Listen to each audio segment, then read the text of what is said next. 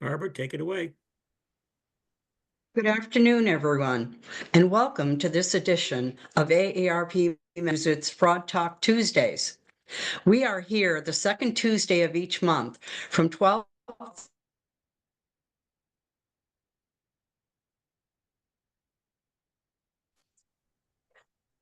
I'm sorry. And how you can protect yourself and your family from becoming a victim. My name is Barbara Campbell, and I'm a volunteer with AARP Massachusetts. Our guest today is Annette Reynolds, also a volunteer with the AARP Massachusetts Speakers Bureau. Whether you own your own home, are looking to buy a home, or are thinking about renting, scammers can be right there with you. Purchasing a home can be a stressful event, including finding the right place, getting the right deal, securing financing, and planning the move. We are going to take a look at scams that target homeowners, homebuyers, or renters. You may have joined us today with questions already in mind. If you currently have questions, please put them into the Q&A at the bottom of your screen. Or if questions come up during the presentation, then put them into the Q&A. This session is being recorded. You will receive a link to this recording, which you can share with family and friends. At the end of the presentation, we will also show a page with links to a number of resources, and that will also be sent to you. So Annette, can you start with scams that can affect homeowners? I've heard that criminals could use deed fraud to steal your entire home. Good afternoon, Barbara. Thank you so much for having me. It is a pleasure to be here. Yes, when it comes to homeowners, there are several scams to be aware of. Let's start with deed theft that you mentioned. These cases are growing and can result in the legal loss of your home. Now, stealing a wallet, a cell phone, a car, we understand these threats. A thief grabs whatever it is and flees. But in a rising form of fraud known as deed theft, criminals have found a way to steal no less than your home and land. To succeed, they have to commit title fraud and fly under the radar and go unnoticed by legitimate property owners. Some properties are therefore more vulnerable than others. Vacant land, second homes, and rental properties are often targets because there's a lower likelihood that the owner will discover the fraudulent sale before it happens.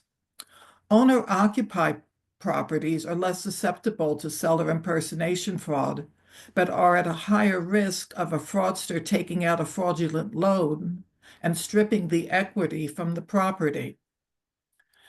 Because scammers are interested in money, not land, properties with no mortgages or high equity are particularly attractive targets. Without title insurance, a home buyer and their lender could lose the money used to purchase the property, and an owner could get stuck with the expense, time, and hassle to undo the fraud. Deed theft cases are popping up across the country, and they work something like this. Thieves forge a deed that transfers ownership of the property to them. They file the deed with the county clerk who records the sale. Then the property is quickly sold to an unsuspecting purchaser. Here's an example that happened in Miami, Florida. It happened to 88-year-old Shirley Gibson. She owns an empty plot of land in a historically African-American section of Miami. In 2021, she went to pay her taxes and learned they'd already been paid by a stranger. Property records showed she had sold the land for $230,000. Scammers had forged her signature, created a fake deed, and taken her land. She immediately hired an attorney and filed a complaint with law enforcement. She said, "I guess they thought because I'm old and an African American, they would be able to pull that off." They were wrong. 2 men and a woman were arrested and faced criminal charges related to the scam. Still, she had to go through a complicated civil court process to get the property back in her name, and she still has anxiety about this. Another example happened right here in Massachusetts to a couple in their 80s. Their son Philip found out from a friend of his that his parents' property was advertised for sale. Surprised and concerned, he called his folks. They said they were not selling the land, but later learned it was listed for sale by a Rhode Island real estate broker. The price was $400,000, much less than the estimated market value of about $750,000. The fraudsters posed as the owners, listed the home for a quick sale. The would-be thieves communicated by email with the lawyer handling the sale and the broker. The scammers sent copies of fraudulent Massachusetts driver's licenses with the owner's real names and home address, but the photos were fake. The sale never went through. Now, these are scary stories. So what do we need to know about property deeds? And how can we protect ourselves? Here are 4 things to know about deeds. A property deed is a document that transfers ownership from one person to another. Typically, your home deed is held by a local government land records office and is available because it's a public record. I know that when we bought our house, I have a copy of a deed, and another deed was recorded at the Middlesex County Registry of Deeds, and it's a public record. You can search these online. If you own your home or property outright, it's yours, and perhaps your spouse's or whoever else you share the deed with. If you have a mortgage, the ownership varies state by state. Here in Massachusetts, we still are shown as the owner, and the registry has another entry with the mortgage and shows the bank has a lien against the property. In other states, the bank holds the deed until the loan is paid off. To protect the deed, it takes in Massachusetts, a wet signature, meaning we actually have to sign the documents. We can't sign them electronically to finalize the transfer of a property.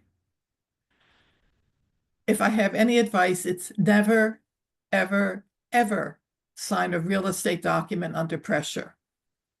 Involve a lawyer to be clear what you're signing. Also, be vigilant. Never disregard mail, especially tax and other home-related documents sent to another name at your address. This is a big red flag. If it's not you, they shouldn't be getting real estate documents at your home. This could suggest that somebody has illegally transferred your deed to their name. Now, here in Massachusetts, there's a way homeowners can protect themselves. Each registry of deeds offers a free consumer notification system for homeowners. If you sign up for this service, you will receive an alert by email if a new document is recorded in your name. Many of the registries also allow you to sign up for notifications for specific addresses. Other states may offer similar programs. You should check with your county registry of deeds or Secretary of State's office to see what protection is available in your state or county. And I will say, Annette, yes. Annette, if someone is victimized by deed theft, what can they do? First thing they do is to call the police. And then I would also contact the Secretary of State's office and the Attorney General's office. They may have to hire a lawyer to kind of consolidate everything and make sure it's going forward, but it is a theft. And they may have to file a civil suit to get it back, to do it more quickly than letting the authorities do it. It's a long-term deal, but the property is still theirs. And if in fact somebody has taken title of your property and sold it, it can all be unwound, but it takes time. It's great advice, Annette. Frankly, excuse me, Barb, but having the registry let you know when anything is happening with your name is a godsend, because then the thieves can't get too far along before you can stop them. Yes, that's great advice. Before we Okay. get to apartment rental scams, are there other homeowner scams out there that we should be aware of? The one that comes to mind has to do with people who are having difficulty paying their mortgages. And I did a whole lot of work in this area during the Great Recession. And when people are having difficulty paying their mortgages, they're under a tremendous amount of stress and they're looking for ways to minimize the damage and to make sure they can keep their homes. And that means that sometimes there are people who pretend to offer a helping hand in exchange for some money. And they'll say they're affiliated with government relief programs.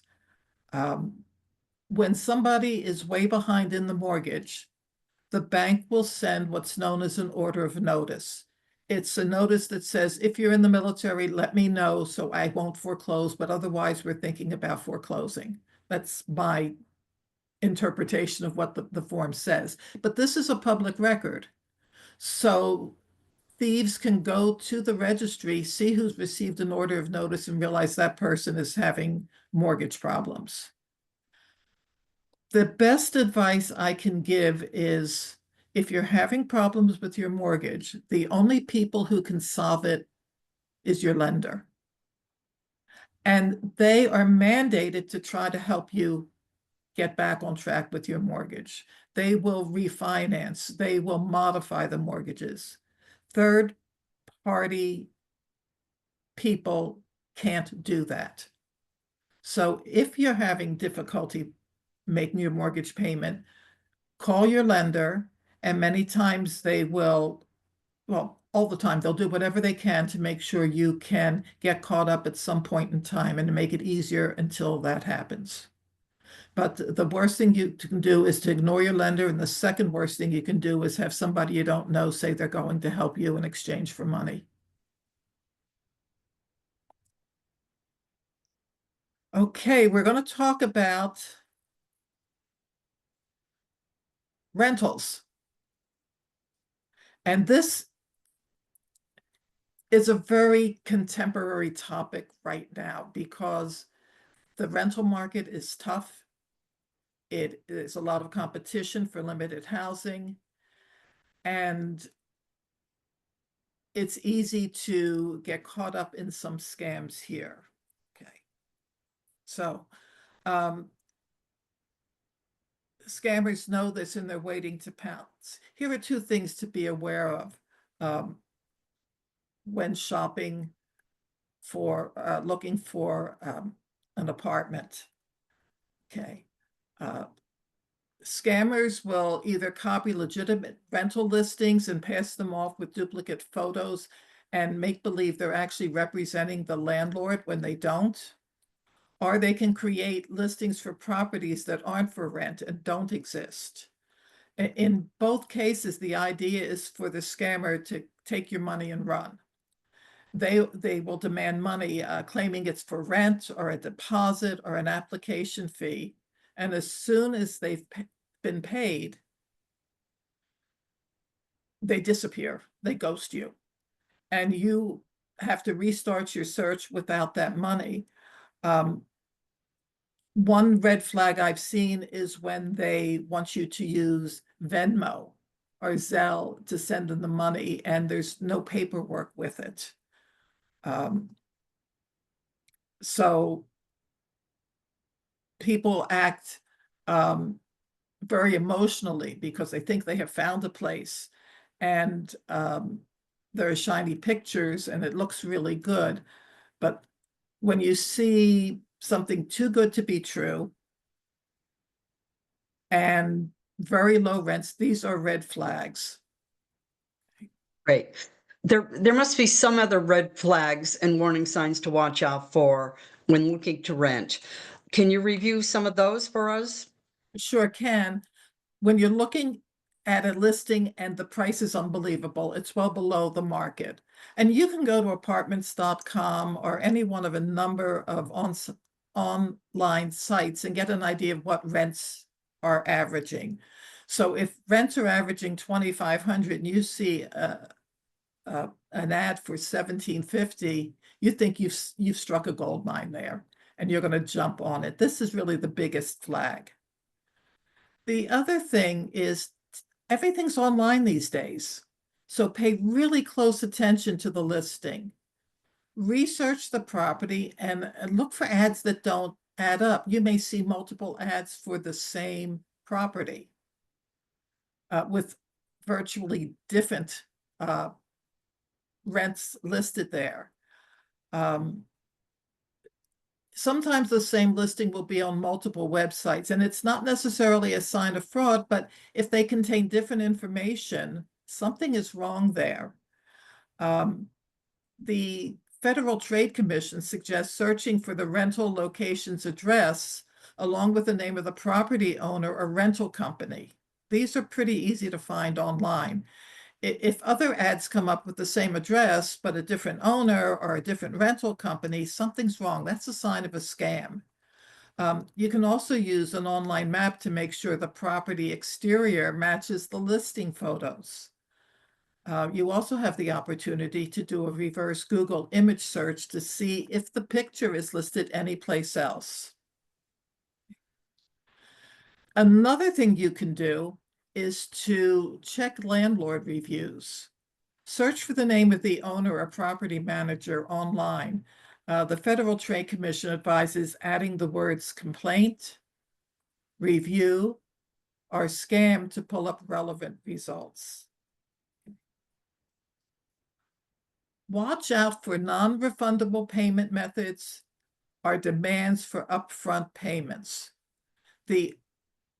The biggest thing we see is you're asked to wire money, pay with a gift card, or send cryptocurrency. Frankly, anybody who's asking for a gift card or cryptocurrency is a scammer. I don't know any legitimate landlord or agent who will ask for either of those two things. That should be the big red flag, and stop right there. Using something again like Venmo or Zelle, it's possible it's legitimate, but you don't want to pay anything until you sign a lease. And you can always ask if they'll accept another method, such as a check or a bank transfer. If anybody asks you for money before they even show you the property, it's a scam. Period. End of conversation there. Another sign of fraud is when somebody's creating a sense of urgency or pressure. You have to do it now. We can't wait until tonight. Send the money. As soon as I get it, I will show you the place. It's a scam.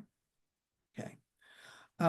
Anybody who says, I want to show it to you, but I'm unable to, send the money now, and then maybe this weekend I'll have time to show it to you. It's a scam. It's really very simple. And if you have a gut feeling that something is wrong, listen to your gut. It's probably right. And then, especially if you're looking locally, let's say in the Boston area, and somebody doesn't want to talk to you, it's always email, it's always text. You're not getting the answers you need when you're looking for information about the place. It's a scam. Reputable landlords, property managers, and agents should be willing to answer any reasonable question, to give you access to the unit, and to work with you so that you can have a new place to live. Most importantly, don't pay a deposit before you sign your lease. And always review the lease before signing. I would say if you're not sure, have a lawyer look at it, although most leases are pretty straightforward. If a lease isn't complete, there are empty spaces there, don't sign it. And most states have laws that limit deposit amounts. Here in Massachusetts, your landlord can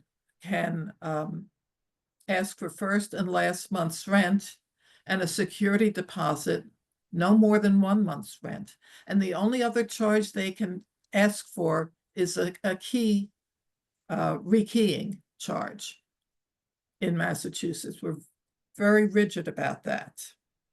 So, we have any questions here?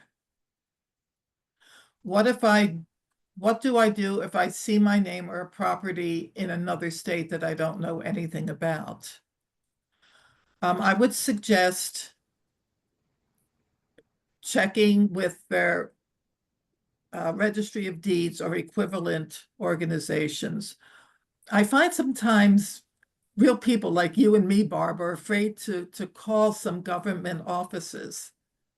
And I've gotten over that fear. And what I have found is that if somebody doesn't have the answer for you, they will direct you to the person who can. And I once had a town assessor. I said to her, you're just so helpful. And she said to me, that's my job. My job is to help you. And the same, on occasion, I have called out of state, the equivalent of the registry of deeds, and they've been extremely helpful. We have a comment in the chat. It says for us, Rhonda says that for property sales, if title insurance was purchased by the buyer, the title company who handled the transaction should be contacted. Also, many of the title companies in where she lives, Michigan, will automatically send a certified letter to owners of the owner of record. I lost my place here. Send a certified letter to the owner of record to notify them that someone is trying to sell their vacant land, or second home, if that's what the case is, and require that the seller verify their identity well before actual closing would ever be scheduled. I suspect title insurance or insurers in other states have this policy as well. Annette, I know you've had some background in this. Yes, I don't know what the title insurers in Massachusetts will do automatically without being asked. Let's back up a second. If it looks like somebody is trying to take my house through deed fraud, the title insurance I purchased when I bought the house will cover not just the expenses, they'll take care of getting the property retitled and everything else. That's their job. If a buyer has not purchased title insurance, they have to rely more on law enforcement and perhaps a civil suit. What I love about Massachusetts is that the state itself will notify me if I register with them, if there's anything happening with my properties from the registry. And it's kind of, I think of it as kind of when you can put a notification at the 3 credit bureaus that you're not going to open any more credit and nobody can go beyond that wall. It's the same thing here in Massachusetts. If I have spoken to the registry and the Secretary of State's office and I said, I want you to tell me about this, if anybody tries to transfer the deed, I'll get that notification. It won't go any farther than that. Alice asked a question. She says, in addition to signing up for alerts with the Registry of Deeds, is there anything else to do proactively to avoid this problem of deed theft? I will say it's rare. That's the first thing to keep in mind. It doesn't happen often. If you'll remember, I said sometimes properties that are vacation or empty land or rentals where we're not living there are the targets because nobody's paying attention to them. I have a summer cottage on the Cape. I'm not there most of the time. Somebody could move right in, and unless my neighbors notice something, I would never know about it. So it may be worthwhile to find a local contact to check on your property occasionally. I'm going to share a screen here. This is a resource screen that we have and that we're going to send out to everybody. Let me just let me go to slideshow and beginning. And here's some resources. If you want to hear a story about they're called the Perfect Scam. They're available through the AARP Fraud Watch Network website. There's a two-part story here on real estate scams, and you can follow this right on through and find out how the scam began and how it was resolved. The Better Business Bureau, again, if you click on, when you get this, you click on listings, it will give you ratings for rental sites and property management companies. There is also a platforms like Craigslist, Zillow, Rent, apartments.com that also offer specific guides to avoiding and reporting different types of scams. And one thing we always mention at the bottom of the screen here is to report a scam. Again, if you think you've been victimized by a scam, it's important, and it doesn't have to be a real estate scam. It can be any kind of scam. To report it to the AARP Fraud Watch helpline at 877-908-3360. They are available from 8 a.m. to 8 p.m. Eastern Time, Monday through Friday. And they can tell you what you should do next to keep yourself and your family safe if you have been victimized by a scam. You can also call if you think there is a scam going on and report it to them. And they can tell you whether, in fact, it might be a scam or not. If you've lost money, are they going to get money back for you? Chances are slim to none. But what they are going to do is they're going to help you figure out what you should do next to keep yourself safe. And if you've been traumatized by this, and anyone that's been victimized has been probably traumatized by it, has experienced some kind of trauma because of that being victimized. They can link you up with virtual support groups that you can share your story. And sharing your story is one of the first steps in healing. So if you have anything to do with being victimized by a scam, call the Fraud Watch helpline at 877-908-3360, and they can help you manage what you're going through. Dennis, if I could say something right here. Sure. When people get scammed, they feel as if they've done something wrong, that they're stupid, they're ashamed, and there is no reason to feel that way because we're only human. And scammers have refined their approaches, so it makes so much sense to us to react in the way that we do. And I'm so thankful for AARP having these resources, not only to help us avoid the scams, but to understand what happened and to help us heal after we've been taken advantage of. Good point. Thanks, Annette and Dennis, for all the valuable information you've shared with us today. As we look ahead to the new year, we'll begin Fraud Talk Tuesdays by looking at technology.